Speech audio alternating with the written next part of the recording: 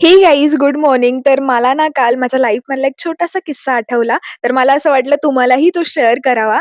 तर आम्ही ना आधी नागपूरला राहायचो. रिसेंटली आम्ही शिफ्ट झालेलो आहे आणि माझे पप्पा गव्हर्नमेंट सर्व्हंट आहे.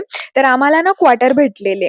तर आम्ही ना 3rd फ्लोअरला राहायचो आणि 2nd फ्लोअरला ना एक आंटी आलेल्या म्हणजेच ते अंकल आणि ते ना थोडंसं चांगल्याच पोस्टवर होते म्हणावं. कारण आहे ना त्यांच्या घरी नोकर वगैरे काम करायला यायचे आणि त्यांचा स्वभाव खूप गोड होता.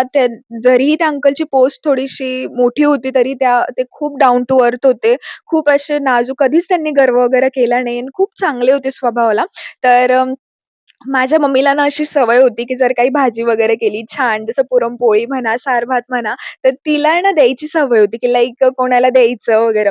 तर मग तसंच आहे ना, आम्ही ना त्या 2nd फ्लोअरला राहायचे. मग माझी मम्मी त्यांनाही भाजी वगैरे द्यायची आणि मग त्यांना ना खूप आनंद व्हायचा, की त्यांना म्हणजे कसं ना, त्यांचा स्वयंपाक वगैरे पण ते लवकरच करायचे. तर त्यांना असं घरातलं फूड खायची खूप क्रेव्हिंग असायची, तर मम्मी त्यांना द्यायची. मग असं ना त्यांचं आणि आमचं बॉन्ड खूप चांगल्याने झालेलं.